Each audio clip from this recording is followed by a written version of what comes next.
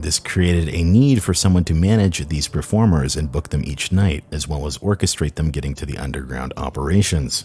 This led to the creation of a company by the name of Music Corporation of America. The guy who founded it was named Julius Caesar Stein. He was already a doctor with a great income, but Prohibition had made it so that this job opportunity was more lucrative than his current one. Seemingly via the use of the Chicago outfit, they managed to extort, cheat, lie, and corrupt their way to the top, to the point that this talent agency had effectively retained a monopoly on all of Hollywood and show business. Their rise to power is straight out of the Mafia playbook, and I want you to think about this for a moment. A business with absolutely no barriers to entry, being a booking agent, yet they'd consolidated power so much that they'd gained the nickname the Octopus because they had their reaches into everything in show business, and they had to be broken apart by antitrust. The full extent of the Mafia relations to MCA to this day is not known. Additionally, the circumstances that led it to becoming what we know now as Universal Music Group were highly questionable, with an active Mafia probe into the company going on in 1989, only for the investigation to get shut down by the highest ranks of government, with the prosecutor being completely defanged of his position for trying to pursue this case. Now, we will discuss this further, but for now, let's get back to the early days of Jules Stein. This man is essentially the father of what we know as the music business today.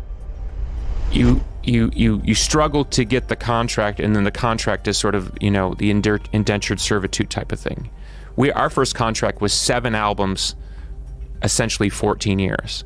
So I signed that contract when I was 23. That's crazy. Okay, so I'm signing, at 23 years old, I'm signing a contract that's supposed to take me into 37. You're signing a contract for more than half your life. And if you look at the shelf life of most artists, it's 4 to... So they're basically anticipating your entire arc. That's so crazy. So you don't have any leverage, other than that they want to sign you. You sign the deal, and then it becomes this weird dance of like, can I sustain success? Yeah. If you get success and you have leverage, they'll get out of your way because you're making them a lot of money. But the minute you're not making them as much money, then they step in and they start playing these Jedi mind tricks on you. We know what to do. The public's going to forget about you. I mean, I've heard all these things, like, this kind of weird, like, yeah, you're in the room, but, we're the arbiter of whether you can stay in the room. That's the weird position that record companies had for a long time that they don't seem to have anymore. I would argue against that, because they still do? Well, they've moved to a different set of circumstances, and I'm not as conversant as I once was, but one thing they do with certain younger artists, but I think particularly more in the pop realm, is they do these 360 deals where it's like, right. If you get a perfume deal, like your whole world, they own you. We own a piece of your whole world. And fame is such a great quotient in American life now that you can see where kids would trade fame and be willing to give away like the profit part. Well, they'll take a risk at the long-term ownership. Right. So let me jump in there. So if you actually survive the cut, let's call it phase 1. You're successful, you're a name, and now you're in a place to either renegotiate or your deal is up or whatever. I once had a conversation with a very powerful music executive, and I said, and I was friends with the guy, so I was like, give me the insider psychology here. Now that I know the game that you run, what do you tell people like me when they get here? And he says, oh, it's just, there's always a price.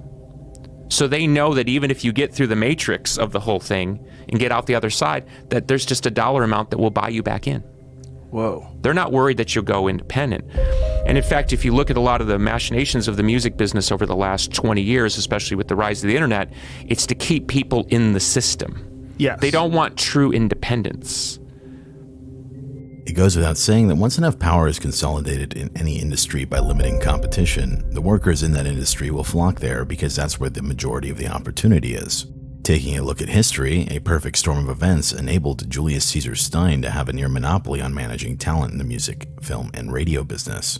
For one, Prohibition made illegal business incredibly lucrative. The second of which was the Great Depression, which in turn shifted bureaucratic focus onto other issues. Now, as you can imagine, having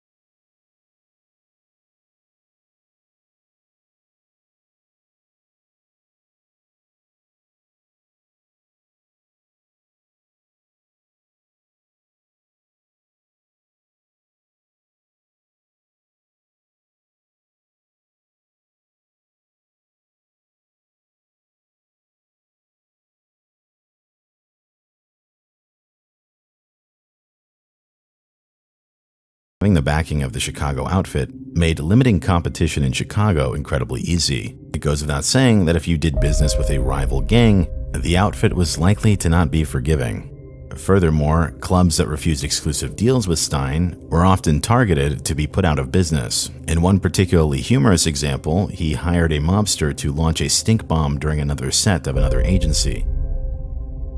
But what further allowed Stein to expand his exclusivity network was the founding of the Commission within the American Mafia. Essentially, after a large amount of bloodshed and infighting for power within the Mafia, Lucky Luciano ultimately ended up on top of the underworld around 1931. Luciano was incredibly intelligent, and he knew that taking on the role of boss of all bosses would likely lead to a shorter career. So he instead attempted to solidify the power structure within the Mafia by creating a board of directors to mediate disputes within families. The commission consisted of 7 family bosses originally, and after Capone went to prison for tax evasion, Frank Nitti would replace that role for the Chicago outfit within months. This, in theory, should have given Jules Stein a new network of connections through this newly formed alliance, allowing him to extend his exclusivity far beyond Chicago.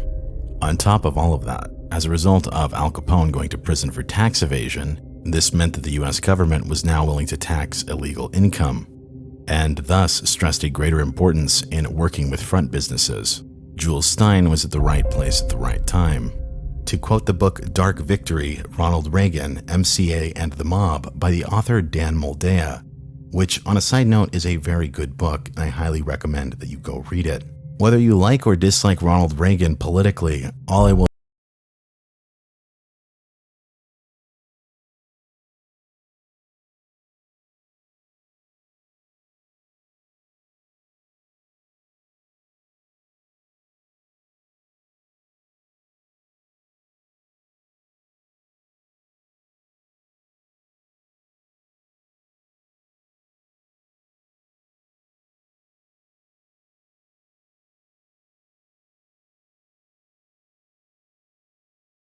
say is that nobody gets to the top without doing a few favors. But getting back to his book, formerly represented by MCA, Jones, like Duke Ellington and Count Basie, had left the agency in 1939 after Willard Alexander, a top MCA agent, had defected to the William Morris Agency.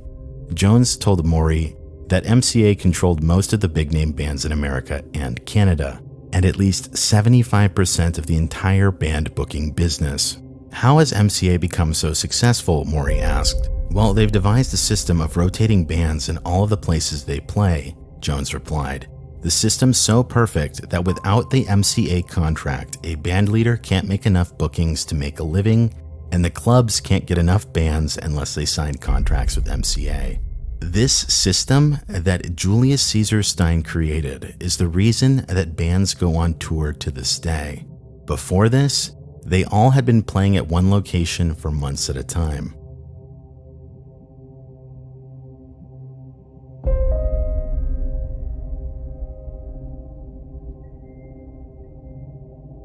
On special segment tonight, the new payola, a sour note that is tainting the rock music business once again. It was back in the 1950s that payola became a way of life in this industry, record companies and promoters paying off disc jockeys to plug new releases and to boost sales. Today, the practice appears to be back, with a group of independent promoters playing a major role, and federal authorities are investigating a possible mafia connection. NBC's investigative reporter Brian Ross has additional details. This block on First Avenue on the Lower East Side of New York is a stronghold of the Gambino Mafia family.